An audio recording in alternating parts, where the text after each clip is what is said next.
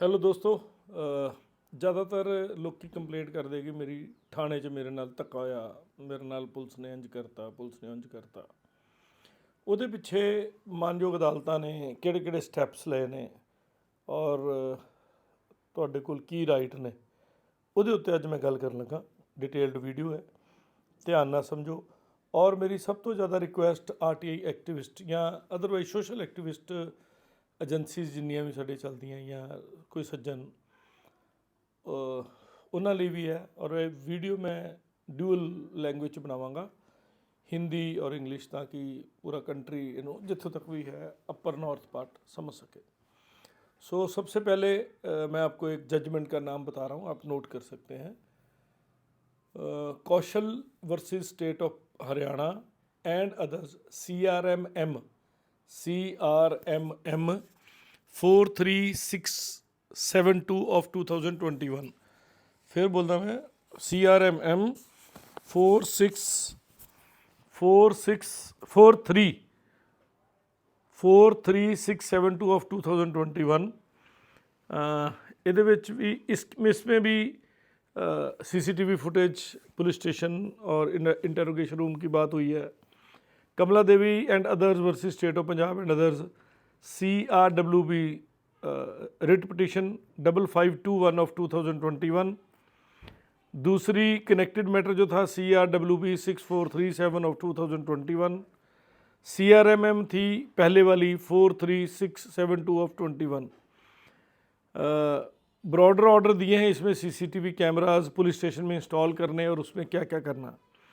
एक Mangat Ram alias Mangal versus state of Punjab CRMM 22937 of 2023। इसमें भी कवरेज के ऊपर corridor, washroom, staff room, backup, power, night vision, अगली चीज़ों के ऊपर बात की है। और उसके बाद किस किस जजमेंट में क्या क्या कहा गया। ये ऑनरेबल सुप्रीम कोर्ट में एक बात हुई थी, mandate coverage of CCTV footage in police station. Case का नाम था परमवीर सिंह सैनी वर्सेस बलजीत सिंह, और अनकवर्ड हैं उसके ऊपर बात की थी। इंटेरोगेशन रूम कवर करने के ऊपर बात हुई थी। DGP के एफिडेविट मांगे गए थे, जिसमें कहा गया था कॉन्स्टिट्यूशनल अथॉरिटीज़ को आर्टिकल 141, 142 के अंडर कार्रवाई करे। तो एफिडेविट और SDM और लोकल एजेंसीज़ को भी पावर दी गई थी कि वो सारा चेक करें। तो सबसे पहले जो रिक्वायरमेंट है जस्टिस अनमोल रतन सिंह सर की कोर्ट से, जो मैंने आपको अभी केसेस बताए CRWP दोनों केस और कनेक्टेड टू CRMM, तो obligation to install CCTV cameras. So court ने डायरेक्ट किया था Punjab Haryana, honourable Punjab Haryana high court ने एंड UT चंडीगढ़ को कि अपने अपने पुलिस स्टेशन में सुप्रीम कोर्ट की गाइडलाइंस का पालन करते हुए आप कैमरे इंस्टॉल करें, CCTV footage.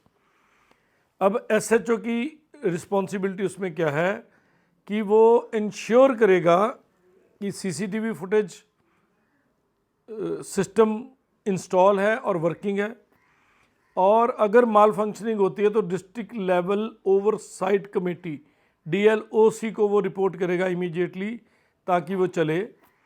Data maintenance and backup के ऊपर SHO की ड्यूटी है कि किसी किस्म की फॉल्ट रिफ्लेक्शन नहीं आनी चाहिए। CCTV डाटे का बैकअप होना चाहिए। इंश्योर करेगा कि जो डाटा है उसको सिक्योरली सेव किया गया है, संभाला गया है। कवरेज के ऊपर बात की गई थी कि CCTV की फुटेज की कवरेज कहाँ कहाँ हो सकती है। पुलिस बहाना बनाती है जी हम ये नहीं, यहाँ की नहीं है, वहाँ की नहीं है। झूठ है। सबसे पहले entire police station, entire police station का मतलब कि जहाँ तक उसकी वॉल है या जहाँ तक माल मुकदमा पड़ा है उसकी वहाँ तक की CCTV फुटेज होगी, ठीक है।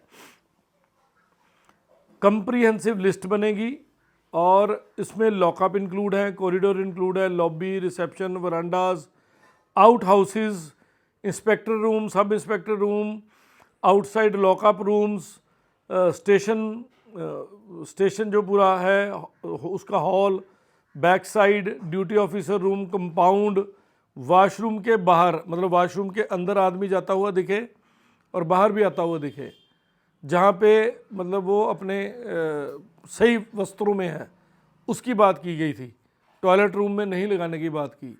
तो आपकी एवरी कवरेज होनी चाहिए और कैमरे नाइट विज़न होने चाहिए, ऑडियो वीडियो होने चाहिए। कैमरे नाइट विज़न होने चाहिए, ऑडियो वीडियो होने चाहिए। पावर एंड इंफ्रास्ट्रक्चर में अल्टरनेटिव पावर सोल्यूशन होना चाहिए, अनइंटरप्टेड चलने चाहिए।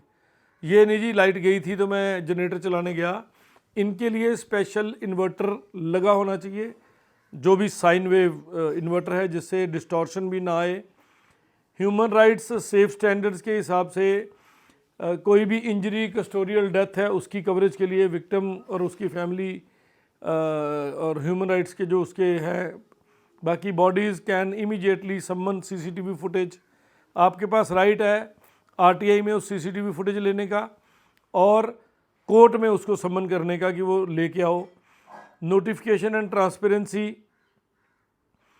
पोस्टर लगाए जाएंगे वहाँ पे इंग्लिश, हिंदी और वर्नैकुलर, मतलब रीजनल लैंग्वेज में इन्फॉर्म करने के लिए कि आप सीसीटीवी सर्विलेंस में हैं। पीपल जो है have right to request footage और कंप्लेन कर सकते हैं। Footage is preserve for minimum 18 months, कम से कम पीरियड 6 महीने का है in case of some emergency, but otherwise 18 months के लिए रखना होगा। बता दिया मैंने कि कम से कम 6 महीने, नहीं तो 18 महीने, मतलब 6 महीने in case of some emergency, कोई मतलब बहुत बड़ी आपदा आ गई, नहीं तो 18 महीने के लिए प्रॉपर फुटेज संभालनी पड़ेगी। और यहाँ पे मैं आप सबको एक बात बता दूँ, अगर हार्ड डिस्क सेम है और वो फुटेज कॉन्टीन्यूस चल रही है, तो जिस दिन से वो हार्ड डिस्क लगी थी, भले वो 10 साल हो गए हों, उसके अंदर वो डाटा बचा रहता है।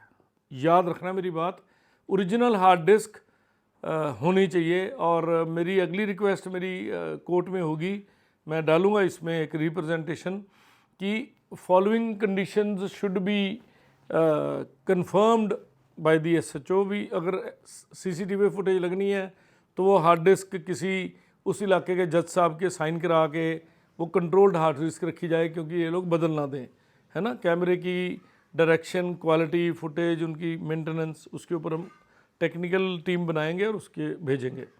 फिर एनफोर्समेंट एंड अंडरटेकिंग, स्टेट की बात की है ऑनरेबल हाई कोर्ट ने कि स्टेट अपना एक एफिडेविट, स्टेटस रिपोर्ट भेजे, कोर्ट में जमा कराए कि उन्होंने सीसीटीवी इंस्टॉल कर दिए हैं, उनकी मेंटेनेंस हो रही है, डाटा रिटेंशन हो रहा है, और जो भी ऊपर शर्तें बताई गई हैं वो सारी शर्तें हो रही हैं। तो स्टोरेज शॉर्ट कमिंग के ऊपर उन्होंने कहा कि कोर्ट, जो पुलिस स्टेशन सुल्तानपुर लोधी के ऊपर बात हुई थी कि हार्ड ड्राइव 6 TB की थी, जिसमें सिर्फ 30 दिन की स्टोरेज थी, वो गलत हुआ वहाँ पे।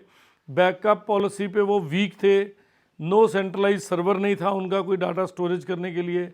रिटेंशन, क्योंकि उन्होंने देखो ऑनरेबल हाई कोर्ट ने सेंट्रलाइज डाटा बोला है, मीन्स कि अगर एसएचओ हार्ड डिस्क चेंज भी कर दे तो सेंट्रल कंप्यूटर पे डाटा अवेलेबल रहना चाहिए।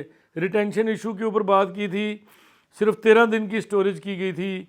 रिकवरी और डिलीशन की बात की थी कि अगर कोई डाटा छेड़छाड़ हो तो एफएसएल से उसकी रिपोर्ट लेनी चाहिए कि डाटे में कोई छेड़छाड़ हुई कि नहीं हुई।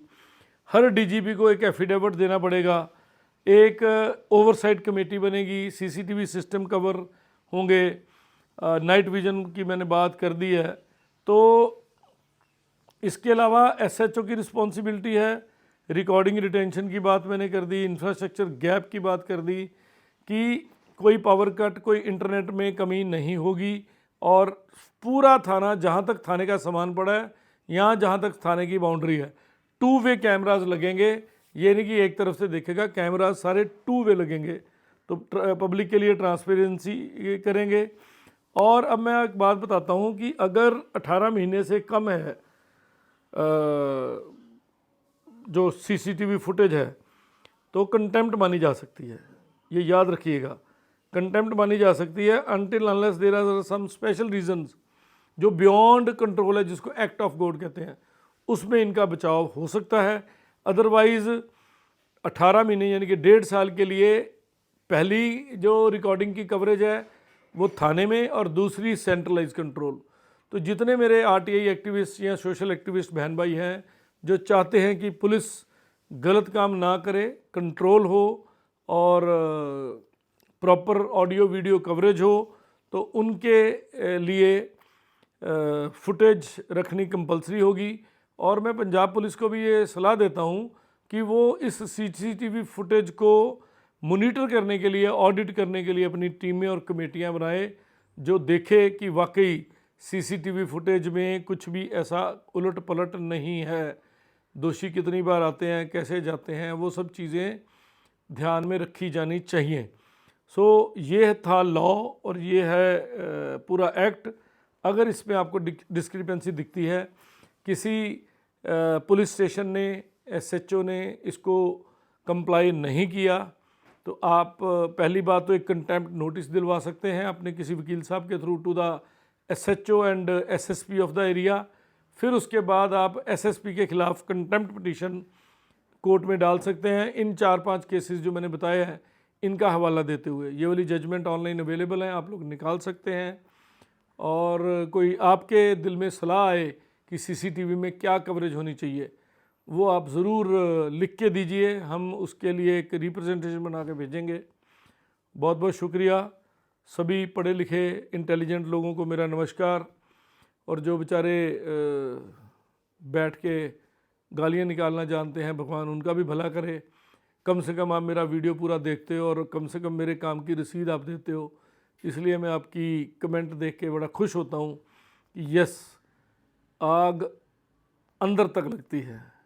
धन्यवाद।